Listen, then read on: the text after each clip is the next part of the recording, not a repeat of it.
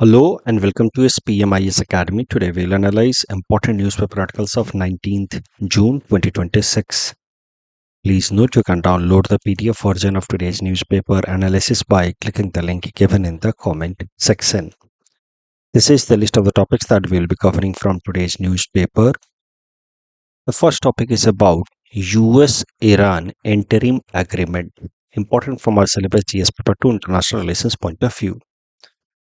तो अमेरिका ने ईरान के साथ एक MOU यानी कि एक एग्रीमेंट साइन किया है जिसकी मदद से अगले 60 दिनों तक दोनों ही देश एक तरीके का ट्रूस यानी कि शांति फॉलो करेंगे। दोनों देशों के बीच में कोई कन्फ्लिक्ट नहीं होगा और इन 60 दिनों के अंदर ईरान और इजराइल के बीच में जो भी डिस्प्यूट हैं वेस्ट एशिया के अंदर उसको रिजॉल्व करने की कोशिश की जाएगी।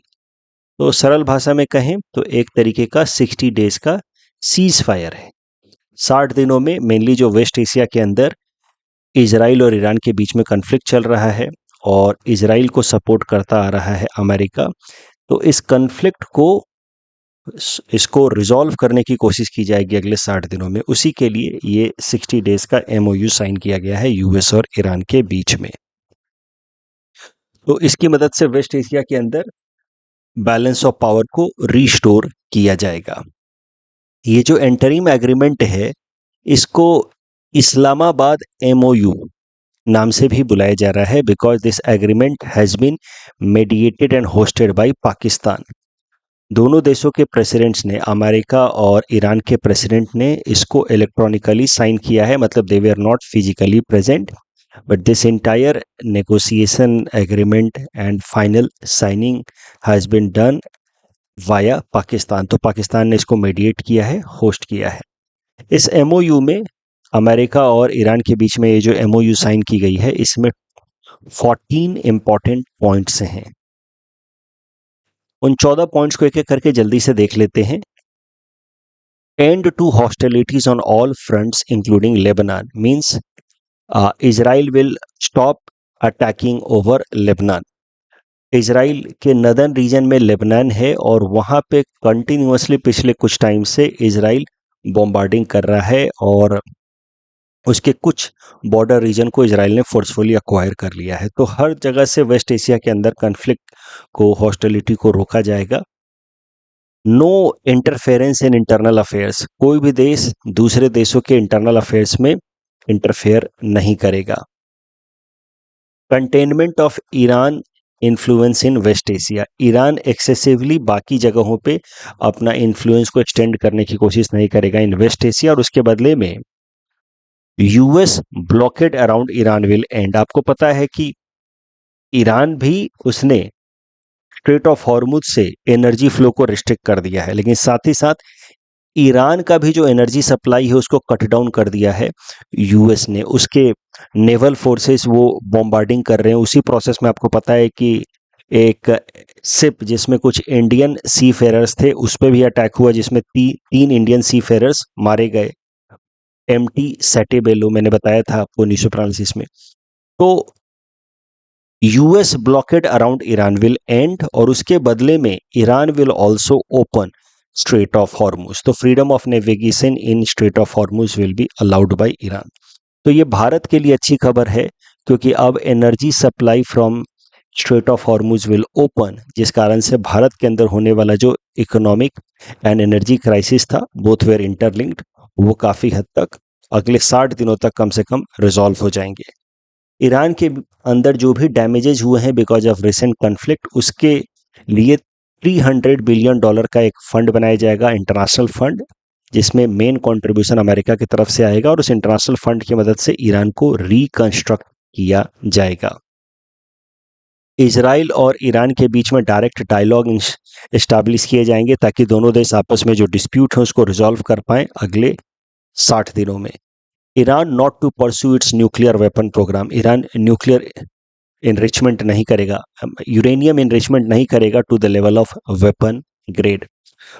अमेरिका और ईरान के बीच में 2015 में ही एक एग्रीमेंट फाइनलाइज हुआ था जिसको बाकी 5 देशों ने भी इंडोर्स किया था।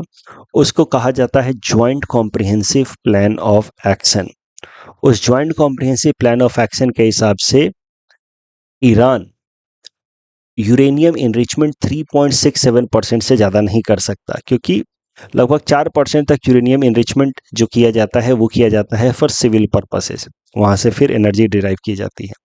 उससे ज़्यादा जब यूरेनियम इनरिचमेंट करते हैं तो कहीं ना कहीं उसका मकसद होता है न्यूक्लियर वेपन बनाना।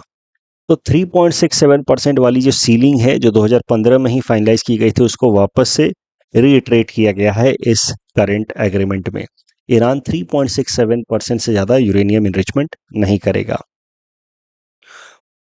ईरान न्यूक्लियर वेपन प्रोग्राम को परस्यू नहीं करेगा, उसके बदले में US has guaranteed security assurance to Iran. Iran के ऊपर कोई और देश अटैक नहीं करेगा। ईरान के जो भी डॉलर में फंड्स थे या यूरोज में फंड्स थे जो फॉरेन मार्केट में फ्रीज कर दिए गए थे, उसको अनफ्रीज किया जाएगा, फंड को रिलीज किया जाएगा। US and Iran will form a joint military coordination mechanism to ensure implementation of this agreement. Most of the sanctions that have been imposed by US on Iran will be lifted. उसके अलावा priorities develop की जाएंगी। Hierarchy of mutual priorities will be set up first of all, और उसको attain करने की, तो दोनों देशों के बीच में बेसिकली ये ट्राइलेटरल मामला है। ईरान, इजराइल और अमेरिका मिल करके हायरार्कीज तय करेंगे इंपॉर्टेंट मैटर्स का, और उस हिसाब से उनको रिजॉल्व करेंगे। साथ ही साथ यूएनएससी रिजोल्यूशन भी पास किया जाएगा इंडोर्सिंग दिस डील।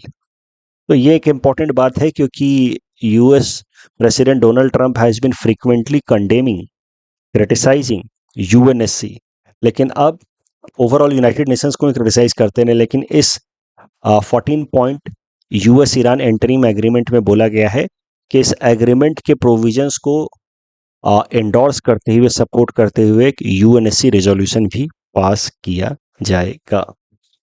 ये 14 के 14 पॉइंट्स आपको याद नहीं करने हैं एग्जाम पर्सपेक्टिव से, ना ही मुझे लगता है कि इनसे सीधा सीधा प्रीलिम्स में भी प्रश्न आएगा, लेकिन ये एक इम्पॉर्टेंट डेवलपमेंट है जिसके कारण भारत के अंदर जो क्राइसिस जैसी सिचुएशन बनी हुई है पिछले 2 महीनों से, वो काफ़ी हद तक डिफ्यूज होगी। इस कारण से मैंने ये टॉपिक कवर किया है। तो इसको जानना जरूरी था किसी भी सिविल सर्विसेज एस्पिरेंट को, लेकिन इससे रिलेटेड मुझे नहीं लगता कि सीधा सीधा कोई प्रश्न आएगा प्रीलिम्स में या मेंस में, इसलिए मैंने कोई प्रैक्टिस क्वेश्चन भी इससे रिलेटेड नहीं दिया है। Next topic is about world day to combat desertification and drought 2026, important from our syllabus GS paper 3 environment point of view. थोड़ा सा अगर बैकग्राउंड में चलें तो हमने कई दफ़ा देखा है न्यूज़पेपर एनालिसिस में कि एनवायरमेंट प्रोटेक्शन एंड कंजर्वेशन से related one of the most important global conference was held in 1992 at Rio de Janeiro in Brazil. इस कॉन्फ्रेंस को कंडक्ट किया गया था अंडर यूनाइटेड नेशंस। इस कॉन्फ्रेंस का ऑफिशियल नाम था United Nations conference on environment and development. इसको अर्थ समिट नाम से भी बुलाया जाता है। तो रियो समिट, अर्थ समिट, कुछ भी आप कह सकते हैं, 1992 में बुलाया गया। इसका टेक्निकल नाम United Nations conference on environment and development.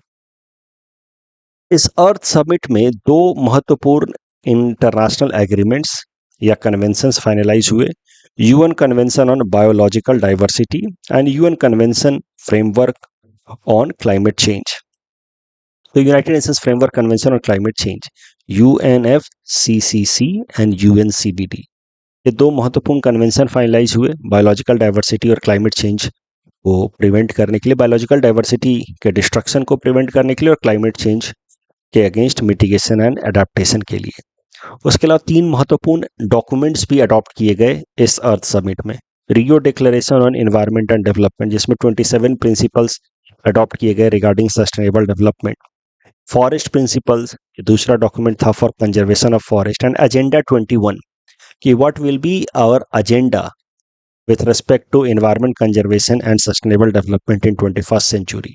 उससे रिलेटेड एक डॉक्यूमेंट था जिसको नाम दिया गया एजेंडा 21। एजेंडा 21 के चैप्टर 12 में बात की गई कॉम्बैटिंग डेजर्टिफिकेशन, कि डेजर्ट की एक खासियत होती है, वो एक्सटेंड होता रहता है, धीरे धीरे धीरे धीरे वो एक्सटेंड होता रहता है और इवन ग्रीनर एरियाज को भी धीरे धीरे वो डेजर्ट में कन्वर्ट कर देता है। तो एक्सटेंशन ऑफ डेजर्टिफिकेशन को कैसे प्रिवेंट किया जाए, उससे रिलेटेड एक चैप्टर डेडिकेट किया गया इन एजेंडा 21। और फिर उसी चैप्टर में जो आइडियाज़ हैं उनको इम्प्लीमेंट करने के लिए एक नया कन्वेंशन फाइनलाइज किया गया 1994 में, United Nations conventions to combat desertification.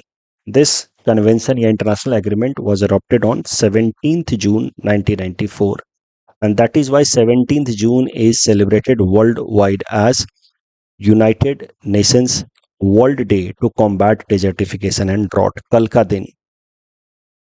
तो आई होप आप बात समझ रहे हैं। अर्थ समिट है, अर्थ समिट में दो important convention, UNCBD and UNFCCC, तीन documents, Rio declaration, forest principle and agenda 21।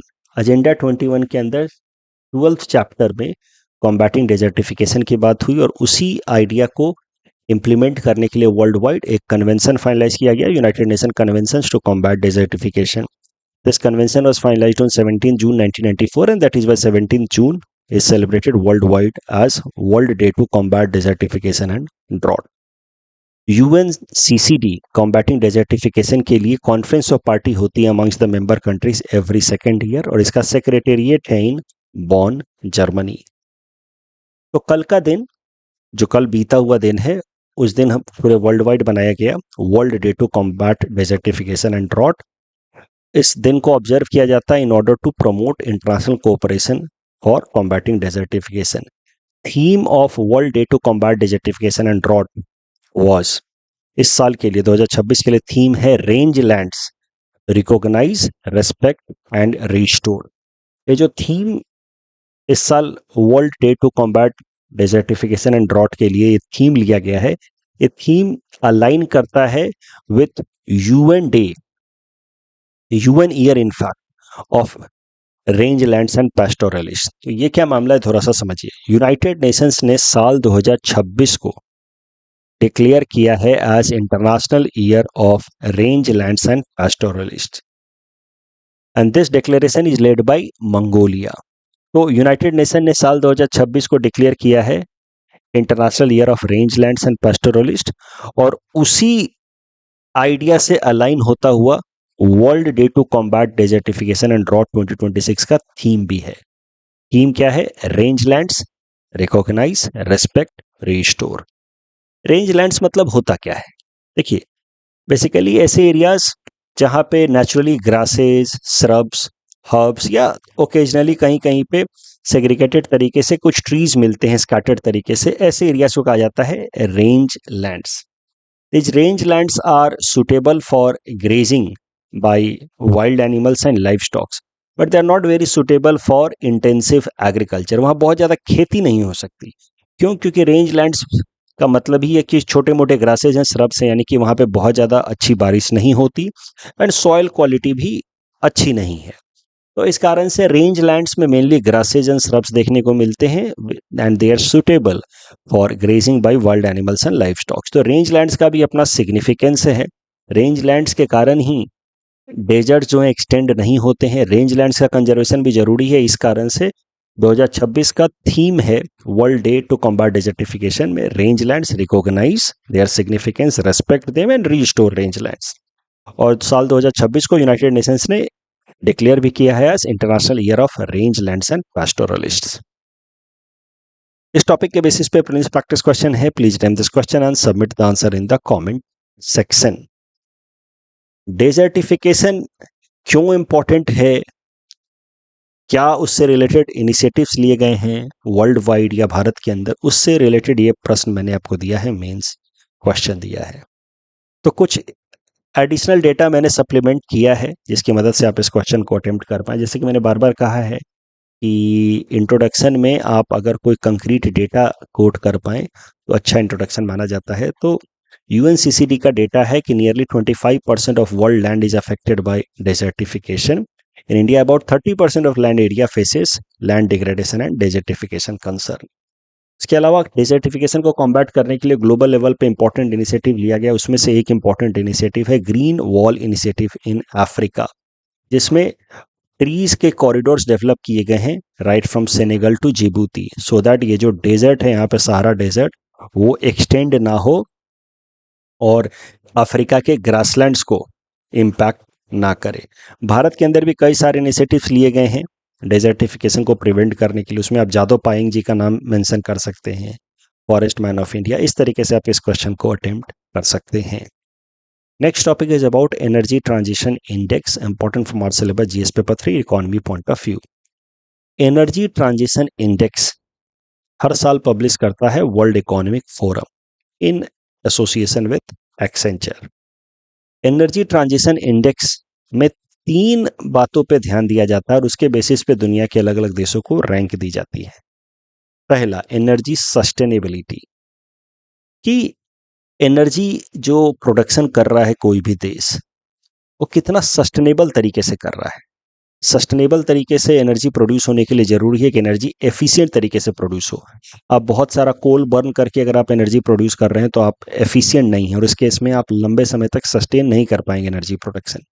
साथ ही साथ जरूरी है कि रिन्यूएबल एनर्जी का शेयर भी धीरे धीरे बढ़ाया जाए, तभी जाकर के एनर्जी सस्टेनेबिलिटी बढ़ेगी। तो पहला फोकस एनर्जी ट्रांजिशन इंडेक्स में रहता है सस्टेनेबिलिटी पे।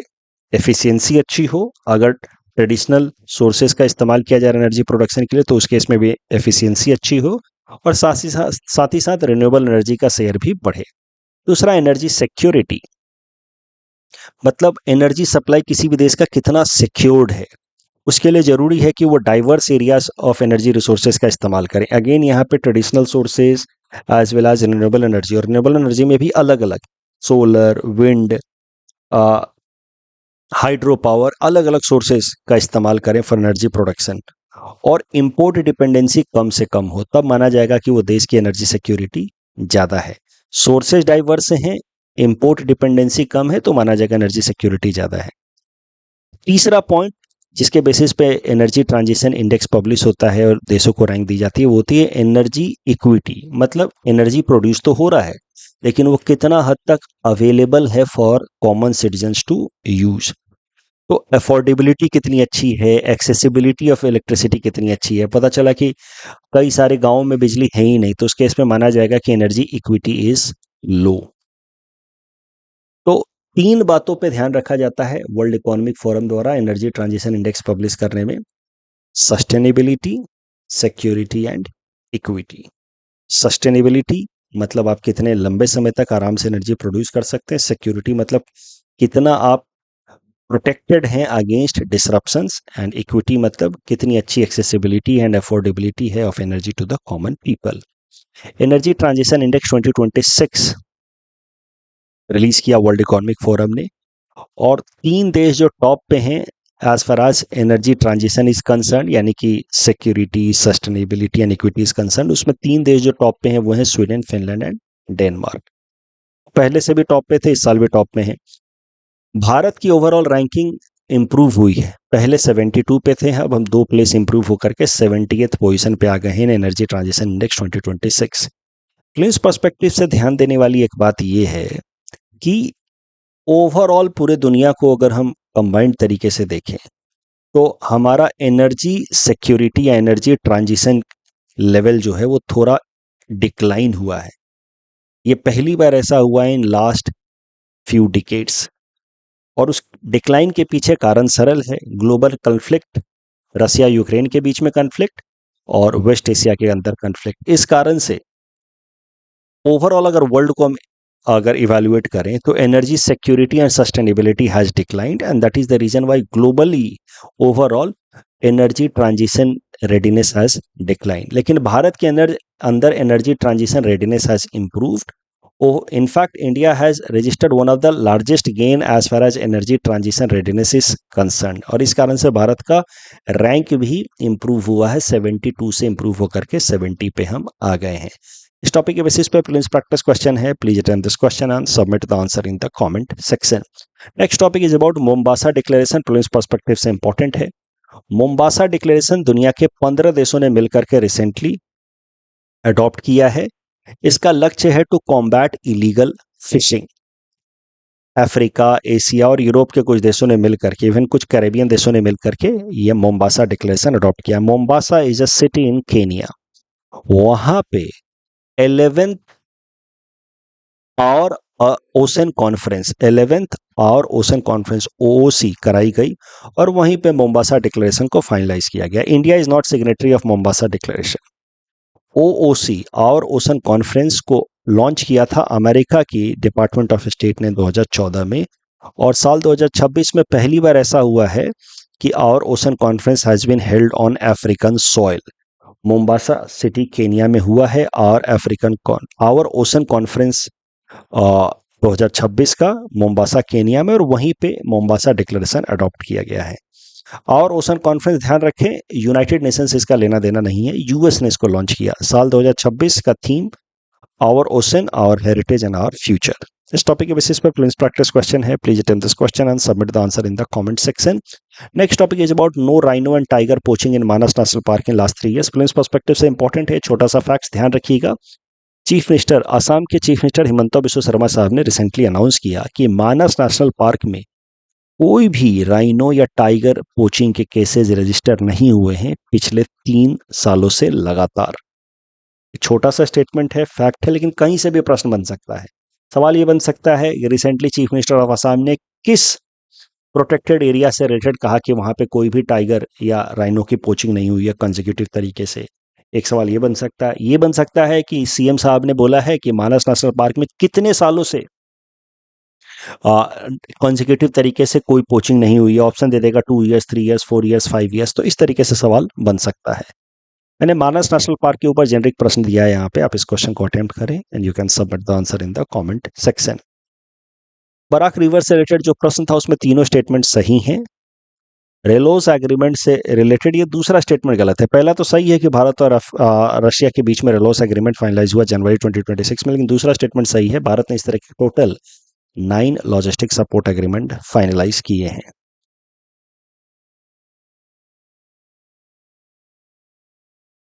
कॉम्प्रेस्ड बायोगैस से रिलेटेड पहला स्टेटमेंट सही है। 1% का टारगेट 2025-26 के एंड तक, 3% का